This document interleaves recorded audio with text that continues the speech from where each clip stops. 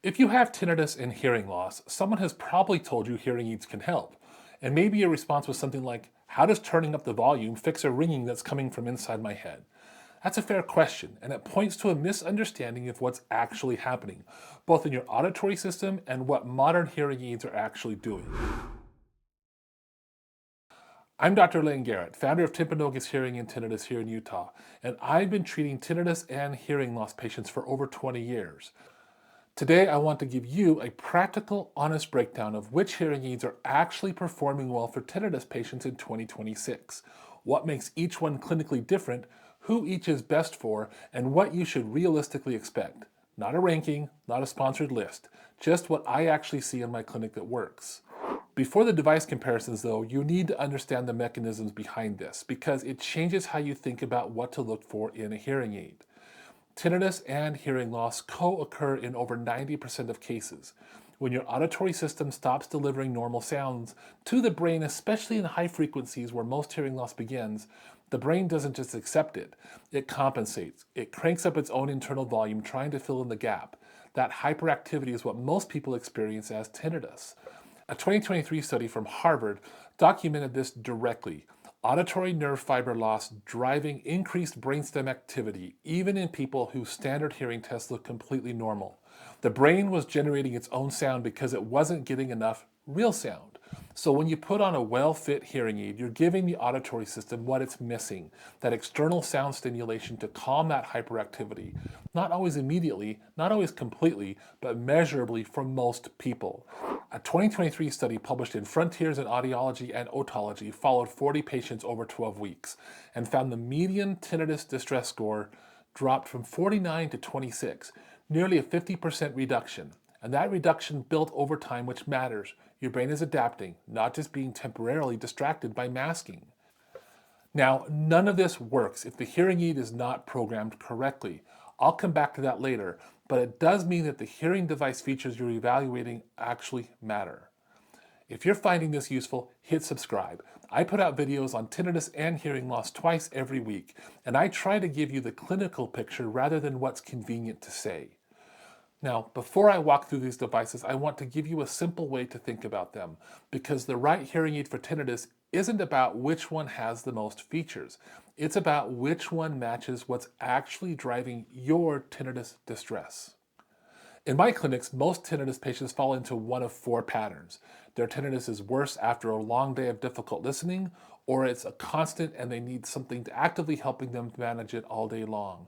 Or it spikes specifically in noisy environments, or the tinnitus signal itself is the primary problem and needs precise, targeted therapy. Each of these four device maps to one of those patterns. So as I go through them, think about which one of those sounds like your situation. I'm going to start with the Oticon Intent. Its argument for tinnitus patient begins with something that doesn't sound like a tinnitus feature at all. It's exceptionally good at reducing listening effort. That matters because listening fatigue and tinnitus distress are directly connected. When your brain is working hard to try to understand speech, filling in the gaps and guessing at words, compensating in background noise, it stays in a high state of alert. That's the same state that makes tinnitus louder and more intrusive. Patients tell me their tinnitus is worst at the end of a long workday or after a noisy dinner out. That's not a coincidence.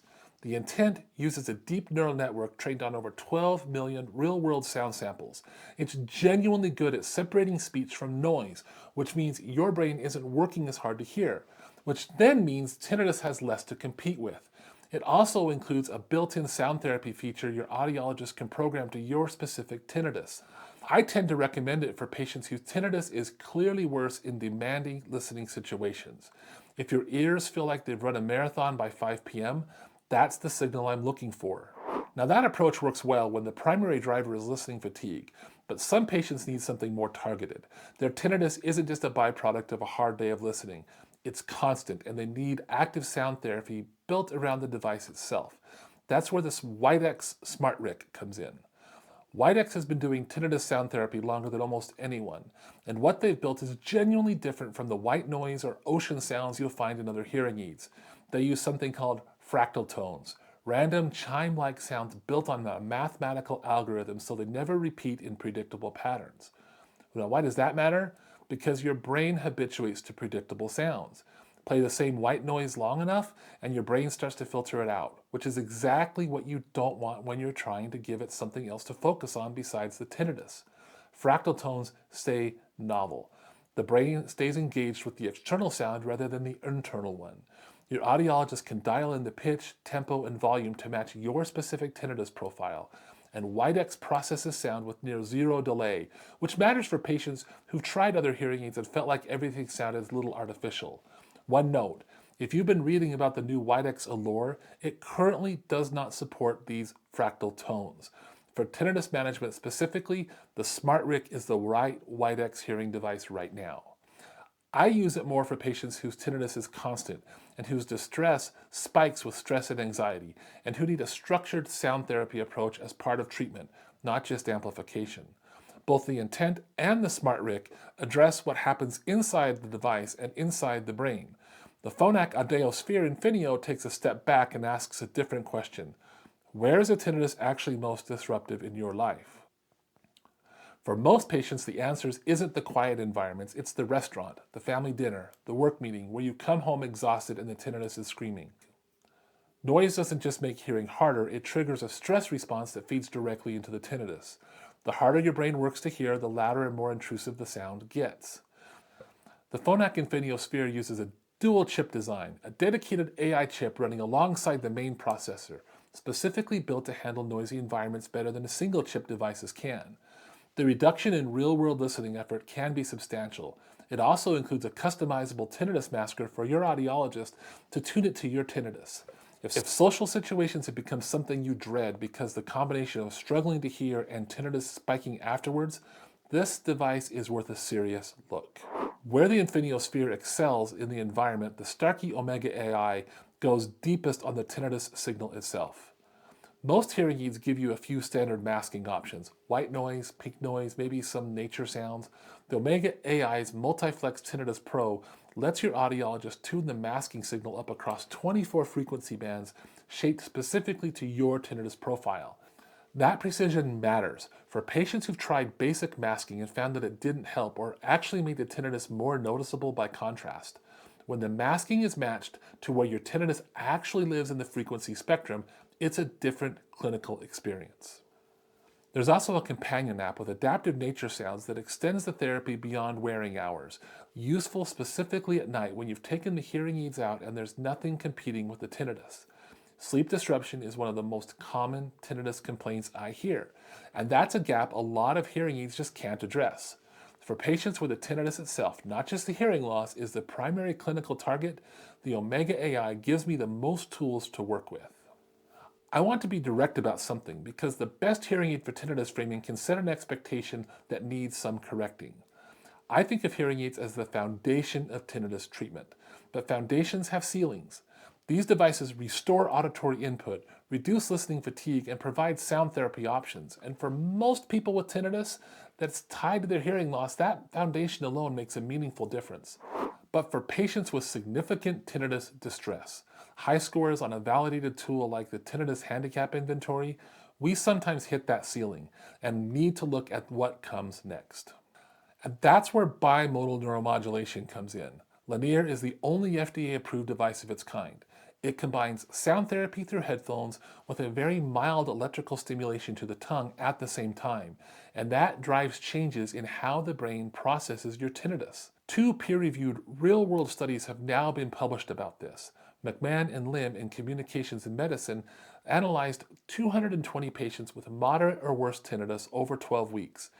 Nearly 92% of people saw meaningful benefit on the Tinnitus Handicap Inventory, and a second study by Casper and colleagues in the American Journal of Audiology, published in January 2026, analyzed 140 patients at a separate clinic and found 82% met that same threshold, which means that their Tinnitus Handicap Inventory had significantly reduced. 2 independent research groups, 2 different clinics. Consistent results. Lenire isn't a replacement for hearing aids.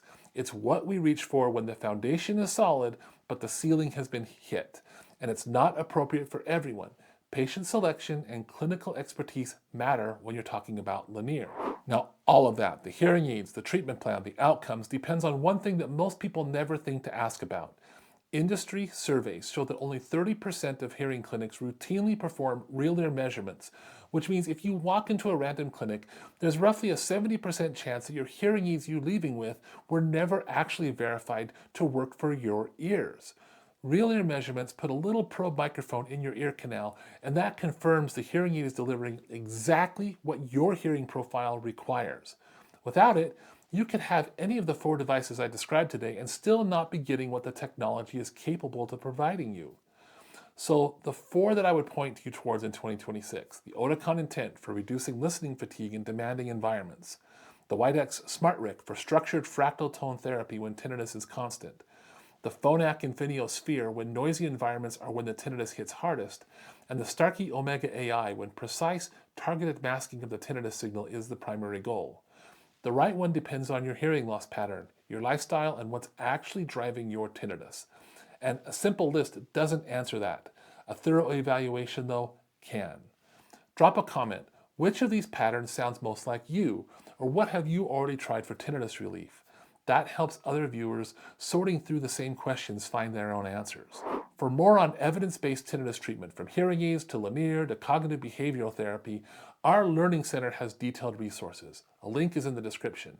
And if you're here in northern Utah and want a tinnitus evaluation that goes way beyond a standard hearing test, including tinnitus assessments and real ear measurements, you can schedule in one of our clinics.